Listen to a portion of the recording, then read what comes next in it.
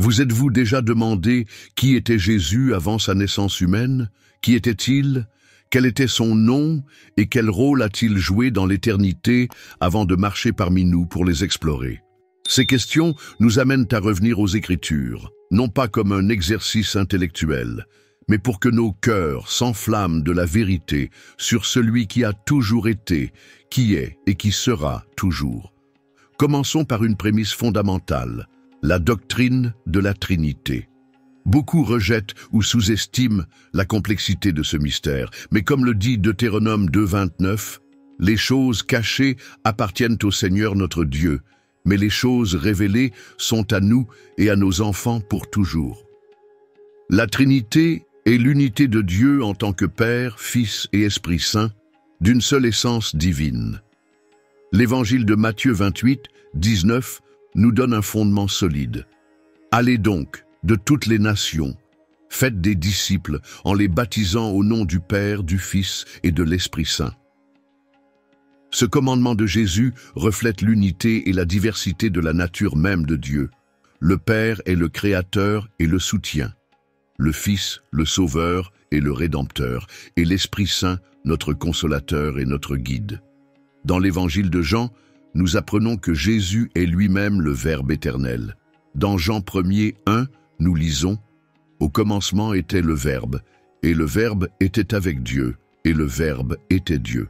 Il était au commencement avec Dieu. » Ces paroles font écho à la création rapportée dans Genèse 1:1. Au commencement, Dieu créa les cieux et la terre. Jésus est cette parole vivante par qui toutes choses ont été créées, comme le confirme aussi Colossiens 1:16. Car c'est par lui qu'ont été créés tous les êtres qui sont dans le ciel et sur la terre, visibles et invisibles, trônes, dominations, principautés, puissances. Toutes choses ont été créées par lui et pour lui. Voici un point qui défie la logique humaine.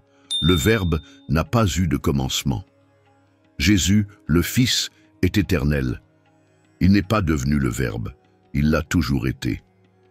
Hébreux 13:8 déclare « Jésus-Christ est le même hier, aujourd'hui et éternellement. » Cette vérité nous oriente vers la majesté du Christ, celui qui s'est révélé comme « Je suis » dans Jean 8:58.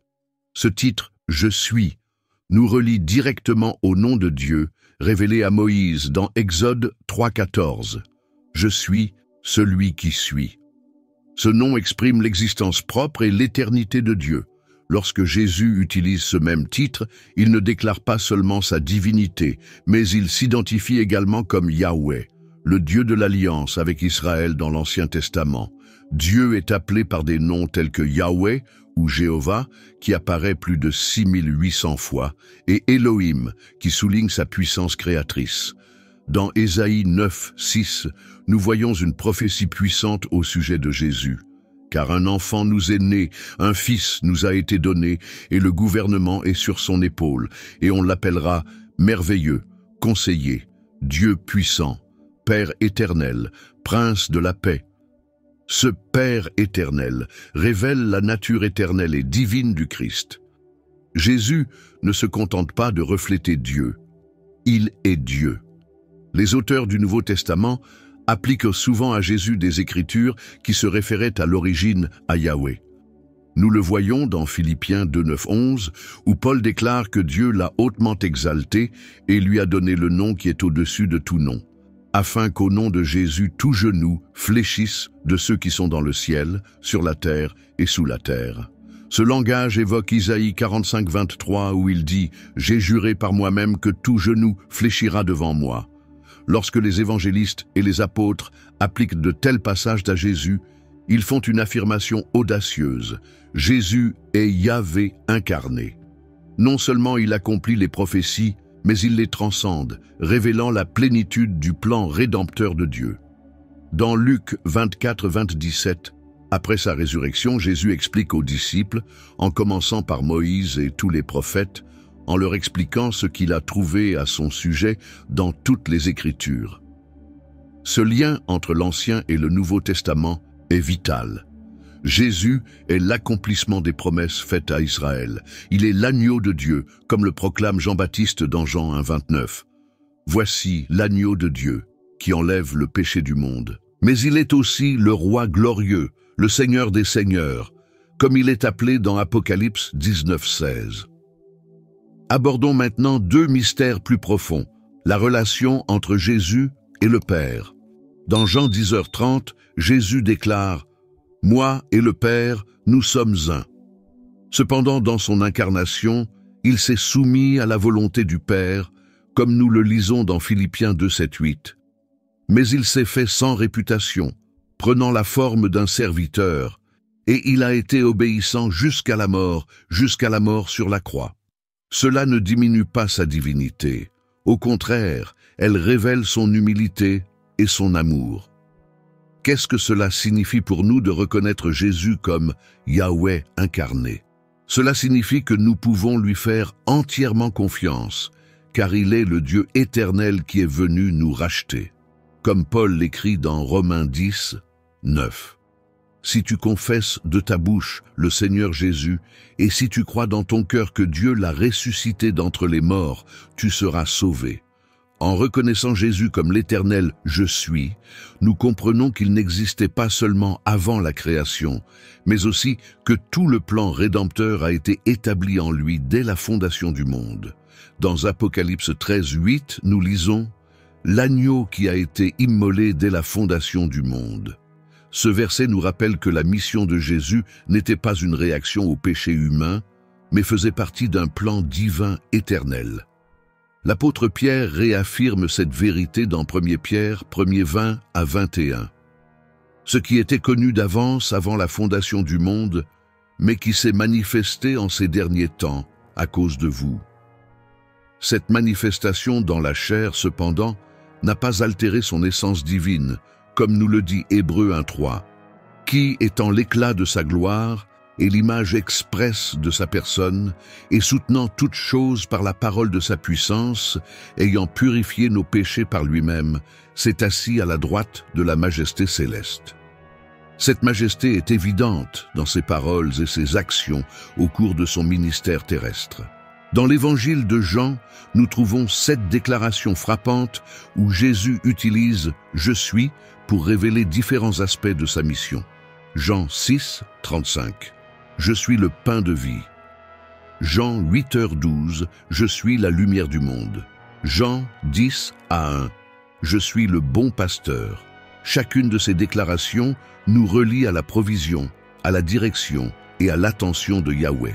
Dans l'Ancien Testament, cependant, le plus puissant de tous se trouve peut-être dans Jean 8:58, lorsque Jésus dit aux chefs religieux « Avant qu'Abraham fût, je suis ».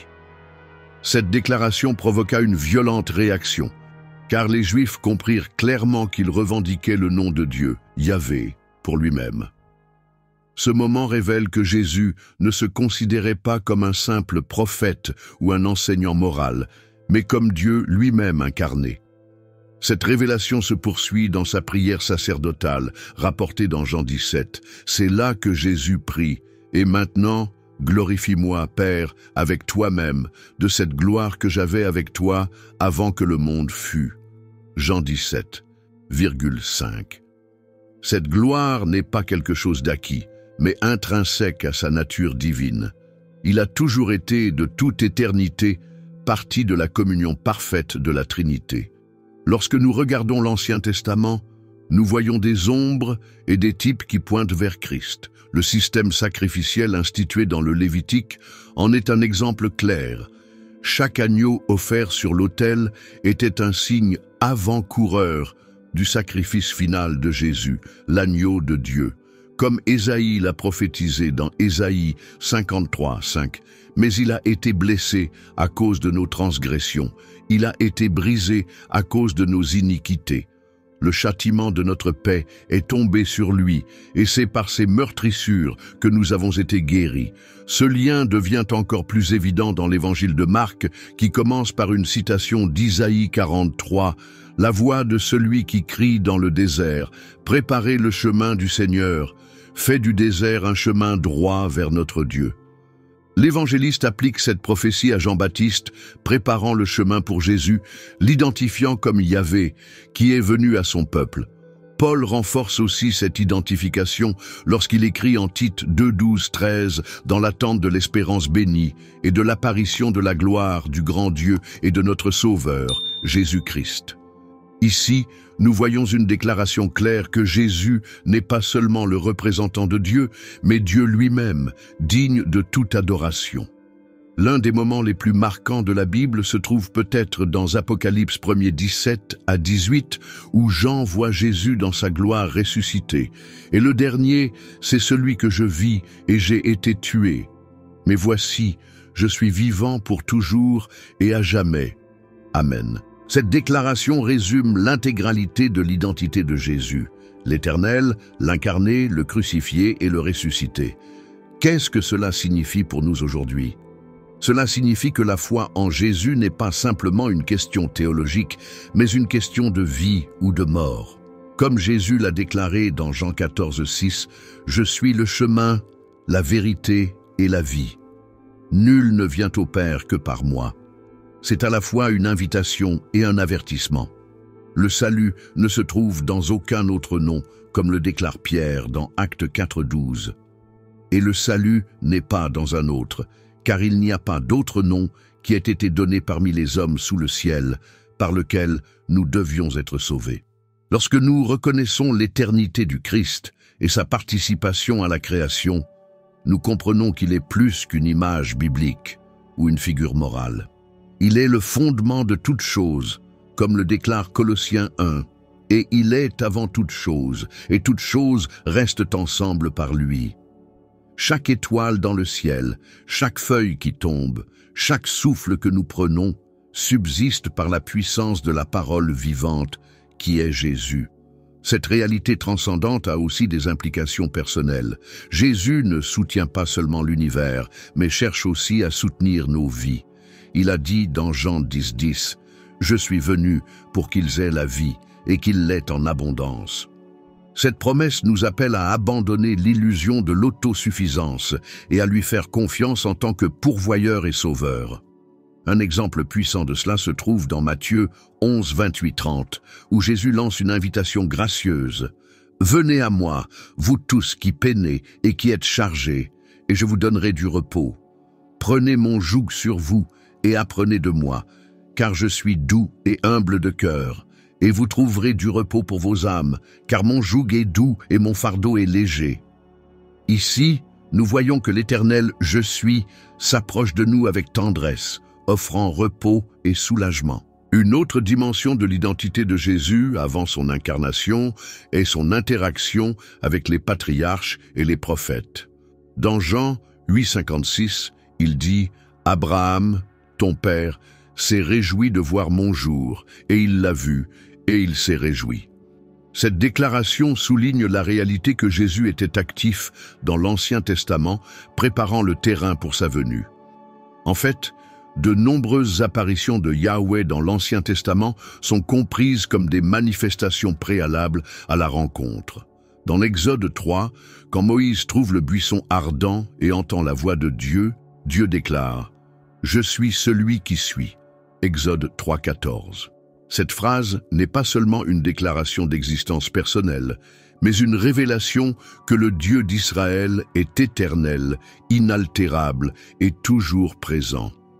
Lorsque Jésus utilise cette même expression dans l'évangile de Jean, il affirme clairement son identité divine. De plus, dans Genèse 22, alors qu'Abraham est sur le point de sacrifier Isaac, un ange du Seigneur intervient.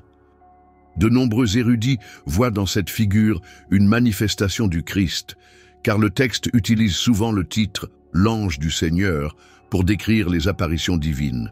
Le Christ, en tant que Fils éternel, a été activement impliqué dans l'accomplissement du plan de Dieu tout au long de l'Ancien Testament.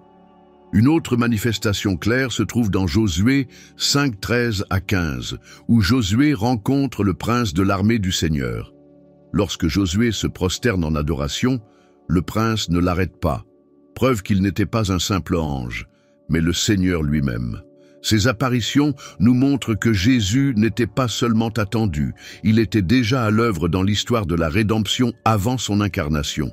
Mais pourquoi tout cela est-il important pour nous aujourd'hui ? Parce que comprendre qui est Jésus avant sa naissance humaine renforce notre foi en sa souveraineté et en son amour.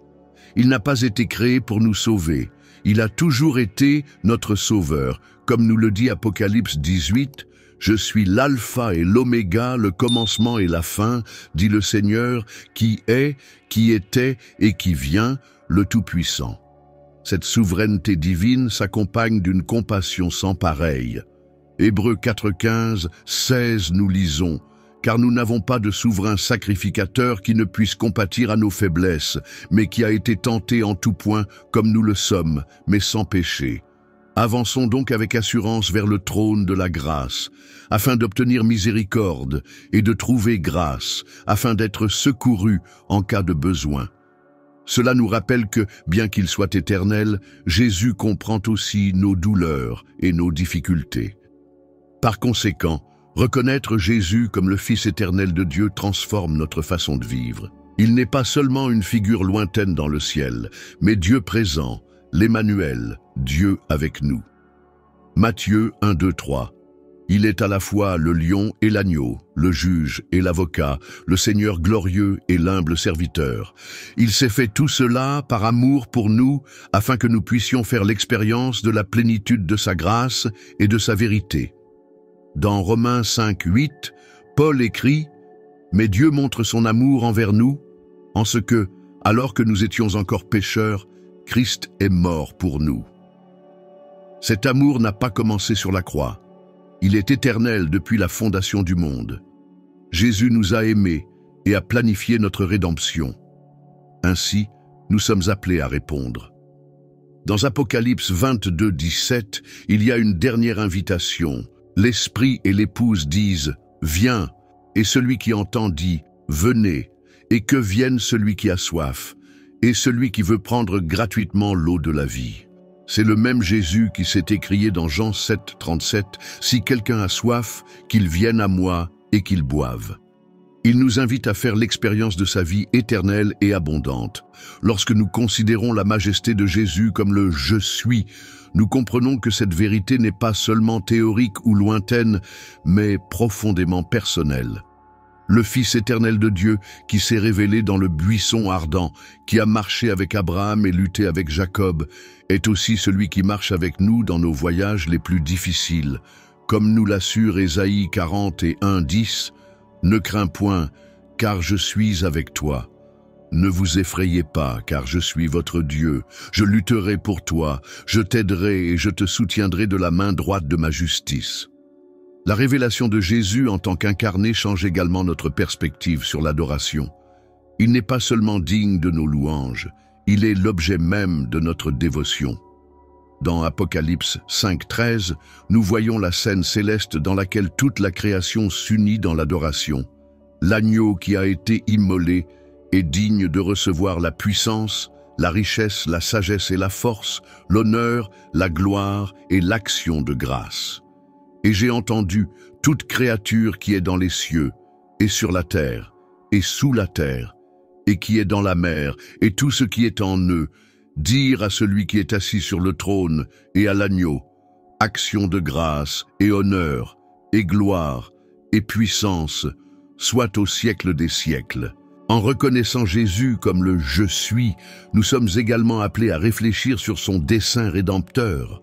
Dans Jean 3,16, nous trouvons la déclaration la plus connue et en même temps la plus transformatrice, parce que Dieu a tant aimé le monde qu'il a donné son Fils unique, afin que quiconque croit en lui ne périsse pas, mais ait la vie éternelle.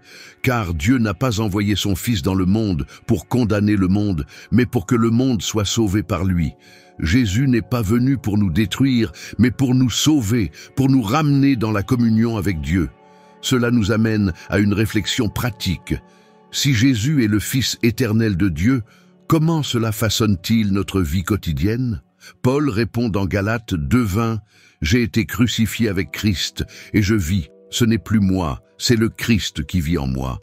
Et la vie que je vis maintenant dans la chair, je la vis dans la foi du Fils de Dieu, qui m'a aimé et s'est donné lui-même pour moi. » Vivre avec le Christ signifie remettre notre orgueil, nos insécurités et nos péchés aux pieds du Sauveur. Un autre aspect essentiel est le rôle de médiateur de Jésus. Il n'est pas seulement Dieu avec nous, il est le seul chemin vers le Père, comme nous l'enseigne 1 Timothée 2,5. Car il y a un seul Dieu et un seul médiateur entre Dieu et les hommes, l'homme Jésus-Christ. Cette vérité nous invite à faire confiance en son œuvre rédemptrice et à abandonner toute tentative d'atteindre Dieu par nos propres mérites. La certitude que Jésus est le Ya incarné nous donne aussi de l'espoir face à la mort. En Jean 11h25-26, Jésus déclare « Je suis la résurrection et la vie. Celui qui croit en moi, même s'il est mort, vivra, et celui qui vit et croit en moi ne mourra jamais. » Cette promesse nous rappelle que la mort n'est pas la fin pour ceux qui appartiennent au Christ. Ce n'est que le début d'une vie éternelle en sa présence. Mais cet espoir n'est pas seulement l'avenir. Jésus transforme notre présent en offrant la paix au milieu des tempêtes. Dans Jean 14:27, il dit « Je vous laisse la paix, je vous donne ma paix. Je ne vous le donne pas comme le monde le donne. Que ton cœur ne se trouble pas, qu'il n'ait pas peur. » Cette paix ne dépend pas des circonstances extérieures, mais de l'assurance qu'il est en contrôle. Alors que nous clôturons cette réflexion, nous devons revenir à l'invitation qui résonne dans toute l'Écriture. Venir à Jésus. Il nous appelle avec tendresse et urgence, parce qu'il sait qu'en lui, nous trouvons tout ce dont nous avons besoin. Comme nous le lisons dans Hébreux 12, en regardant Jésus, l'auteur et le consommateur de la foi, qui, à cause de la joie qui lui était réservée, a enduré la croix, méprisant la honte, et s'est assis à la droite du trône de Dieu. Ainsi, il ne fait aucun doute que Jésus est le « Je suis » éternel, le Ya incarné, le Fils de Dieu qui s'est fait chair pour habiter parmi nous, plein de grâce et de vérité. Il est l'agneau qui a été immolé, qui vit éternellement, et il nous appelle à participer à sa gloire, non par le mérite, mais par sa grâce infinie. En réfléchissant à tout cela, il est impossible de ne pas remarquer la profondeur du plan divin, qui culmine en Jésus-Christ. Il est l'alpha et l'oméga, l'auteur et le consommateur de notre foi, celui qui était dès le commencement et dont la gloire est éternelle. Lorsque nous comprenons qu'il est Seigneur, notre culte devient plus riche, notre foi plus profonde et notre espérance plus ferme. Considérez par exemple le témoignage des anciens dans le ciel en Révélation 4:10-11. Les 24 vieillards se prosternèrent devant celui qui était assis sur le trône et adorèrent celui qui vit au siècle des siècles, jetant leur couronne devant le trône en disant « Tu es digne, ô Seigneur, de recevoir la gloire, l'honneur et la puissance, parce que tu as créé toutes choses, et c'est par ta volonté qu'ils sont et ont été créés. » Cette vision céleste n'est pas seulement pour un avenir lointain, mais un appel présent pour nous à reconnaître la souveraineté du Christ dans nos vies maintenant. Que signifie vivre dans la soumission au « Je suis » ? Cela signifie vivre dans l'obéissance et l'amour, en reconnaissant que nous avons été achetés à un prix élevé. Comme nous le rappelle 1 Corinthiens 6:19, « Ne savez-vous pas que votre corps est le temple du Saint-Esprit qui habite en vous de la part de Dieu, et que vous n'êtes pas à vous-même, parce que vous avez été achetés à un prix. Glorifie donc Dieu dans ton corps et dans ton esprit, qui appartiennent à Dieu. » Cela nous conduit également à une vie de service. Jésus nous a laissé le plus grand exemple d'humilité en lavant les pieds des disciples, en disant dans Jean 13, 1-15, « Maintenant, Seigneur et Maître, je vous ai lavé les pieds. Vous aussi devez vous laver les pieds les uns aux autres, car je vous ai donné l'exemple, afin que vous fassiez comme je vous ai fait. » Être disciple du Christ signifie vivre pour les autres, en reflétant son amour et son humilité. Et non seulement cela, mais nous sommes appelés à partager la vérité de qui il est avec les autres.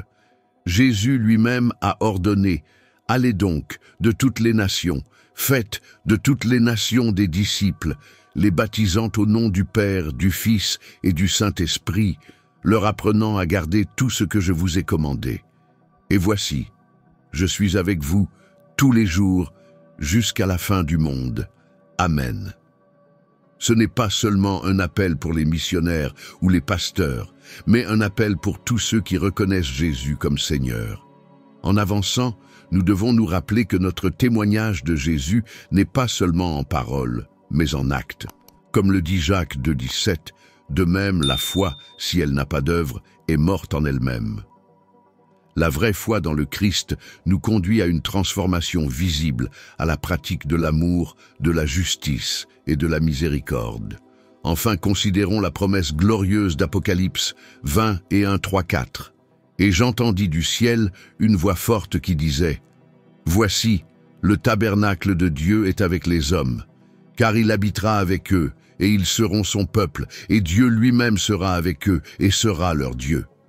Et Dieu essuiera toute larme de leurs yeux, et il n'y aura plus ni mort, ni deuil, ni pleurs, ni douleur, parce que les choses anciennes sont passées. C'est l'espérance que nous avons en Jésus, pas seulement le pardon des péchés, mais une communion éternelle avec le Dieu vivant. En conclusion, lorsque nous demandons qui est Jésus, nous n'avons pas affaire à une question simplement historique ou théologique. Nous sommes confrontés à la question la plus importante de nos vies. Il est l'incarné, l'agneau de Dieu, le roi des rois et le seigneur des seigneurs. Il est le « Je suis », celui qui est, qui était et qui vient. La réponse à cette question détermine notre éternité. Alors, je vous demande, qui est Jésus pour vous? Il ne suffit pas de savoir qui il est intellectuellement. La vraie foi exige une réponse du cœur, un abandon total à elle. Comme le déclare le psalmiste dans le psaume 34,8, « Goûtez et voyez que l'Éternel est bon. Heureux l'homme qui a confiance en lui. Aujourd'hui est le jour pour prendre une décision. L'éternité est devant nous et Jésus nous appelle à bras ouverts. Il n'y a pas d'autre nom, pas d'autre voie, pas d'autre vérité que celle-ci. Si vous entendez sa voix aujourd'hui, n'endurcissez pas vos cœurs. » Hébreux 3,15. Venez à lui et trouvez la vie abondante et éternelle que lui seul peut offrir. Puisse le Seigneur Jésus-Christ, le « Je suis » éternel, révéler sa gloire dans votre vie et vous permettre de l'adorer de tout votre cœur, de toute votre âme, de tout votre esprit et de toute votre force. Amen. Lorsque nous considérons l'invitation de Jésus, nous nous rappelons qu'il n'est pas seulement un Dieu distant ou inaccessible. C'est un Dieu personnel qui connaît nos douleurs, nos faiblesses et nos besoins. En Matthieu 11, 28, 30, Jésus déclare avec tendresse « Venez à moi, vous tous qui êtes fatigués et chargés, et je vous donnerai du repos. Prenez mon joug sur vous et apprenez de moi, car je suis doux et humble de cœur, et vous trouverez du repos pour vos âmes, car mon joug est doux et mon fardeau léger. » Cette invitation n'est pas limitée à un groupe spécifique. Peu importe qui vous êtes ou ce que vous avez fait, Jésus invite tout le monde. Il l'a prouvé en rencontrant des personnes marginalisées et rejetées au cours de son ministère terrestre. Le même Jésus qui a touché les lépreux, qui a parlé à la Samaritaine au puits et qui a pardonné les péchés de la femme prise en flagrant délit d'adultère, est le Jésus qui vous tend les mains aujourd'hui. Mais accepter cette invitation nécessite une réponse. Dans Marc 8, 34-35, Jésus nous appelle à être des disciples avec ces mots. « Si quelqu'un veut venir à ma suite, qu'il renonce à lui-même, qu'il se charge de sa croix et qu'il me suive. Car celui qui veut sauver sa vie la perdra, mais celui qui perdra sa vie à cause de moi et de celle de l'Évangile, celui-là la sauvera. » Suivre Jésus, c'est tout lui abandonner, lui permettre d'être le centre de notre vie. Cette reddition, cependant, n'est pas une perte, mais un gain infini. Paul écrit en Philippiens 3, 7 à 8, « Mais ce qui m'a été acquis, je l'ai regardé comme une perte à cause de Christ. Et en vérité, je considère toute chose comme une perte à cause de l'excellence de la connaissance de Jésus-Christ mon Seigneur, pour laquelle j'ai souffert la perte de toutes ces choses, et je les considère comme du fumier, afin de gagner Christ. » Rencontrer Jésus, c'est découvrir la vraie richesse et le vrai but de la vie. Tout au long de l'Écriture, nous voyons que Jésus n'invite pas seulement, mais qu'il promet aussi. Il promet la vie en abondance, la paix et l'espoir. En Jean 10h28, 29, il dit « Et je leur donne la vie éternelle, et ils ne périront jamais, et personne ne les arrachera de ma main. Mon Père qui me les a donnés est plus grand que tous, et personne ne peut les arracher de la main de mon Père. Cette sécurité est un point d'ancrage pour nos âmes, surtout en période d'incertitude. L'éternité que Jésus offre est un don gratuit, mais c'est aussi un appel à la responsabilité. Comme il l'a dit dans Jean 15,5, « Je suis la vigne, vous êtes les sarments. Celui qui est en moi et moi en lui, celui-là porte beaucoup de fruits, car sans moi, vous ne pouvez rien faire. » Demeurer dans le Christ signifie vivre avec fécondité, en reflétant son amour et sa grâce au monde. Cette vie fructueuse comprend le partage de l'Évangile avec les autres. Dans Romains 10, 14, 15, Paul écrit « Comment invoqueront-ils celui en qui ils n'ont pas cru? Et comment croiront-ils en celui dont ils n'ont pas entendu parler? Et comment entendront-ils s'il n'y a personne pour prêcher? Et comment prêcheront-ils s'ils ne sont pas envoyés? Comme il est écrit, qu'ils sont beaux les pieds de ceux qui prêchent l'évangile de paix, de ceux qui annoncent la bonne nouvelle de bonnes choses. Être disciple du Christ, c'est être un messager de sa bonne nouvelle. Mais souvenons-nous que notre témoignage ne se limite pas à des paroles. Nos actions proclament également qui est Jésus. Comme Matthieu 5,16 nous l'enseigne, que ta lumière brille ainsi devant les hommes afin qu'ils voient tes bonnes œuvres et qu'ils glorifient ton Père qui est dans les cieux. Lorsque nous vivons d'une manière qui reflète le caractère du Christ, nous devenons un phare qui dirige les autres vers lui. Et enfin, nous attendons avec espérance la seconde venue de Jésus, comme il est écrit dans Apocalypse 22,12. Voici, je viens bientôt, et ma récompense est avec moi pour donner à chacun selon son œuvre. Je suis l'alpha et l'oméga, le début et la fin, le premier et le dernier. Cette promesse nous rappelle que l'histoire ne s'arrête pas là. Le meilleur est encore à venir. Le retour de Jésus est une promesse certaine, mais aussi un appel à la préparation. Dans 2 Pierre 3, 10, 11, nous lisons « Mais le jour de l'Éternel viendra comme un voleur dans la nuit, où les cieux passeront avec un grand bruit, et les éléments ardents seront dissous, et la terre et les œuvres qui s'y trouvent seront consumées. » Donc, toutes ces choses périssent. Quelle personne devriez-vous être dans la sainteté et la piété? Vivre à la lumière de ton retour signifie rechercher la sainteté et marcher dans l'obéissance. Jésus est le Christ incarné, l'alpha et l'oméga, le commencement et la fin. Il est notre sauveur, notre roi et notre rédempteur. Il est le soi éternel qui nous appelle à une vie de communion avec lui, une vie de but et d'espoir. La question demeure, répondrez-vous à l'appel de Jésus? Il est à la porte et frappe. Apocalypse 3:20. Ouvrez-lui votre cœur aujourd'hui, reconnaissez-le comme Seigneur et Sauveur et faites l'expérience de la joie et de la paix que lui seul peut donner. À lui soit donnée la gloire pour toujours. Amen. Romains 11, Ur dertig.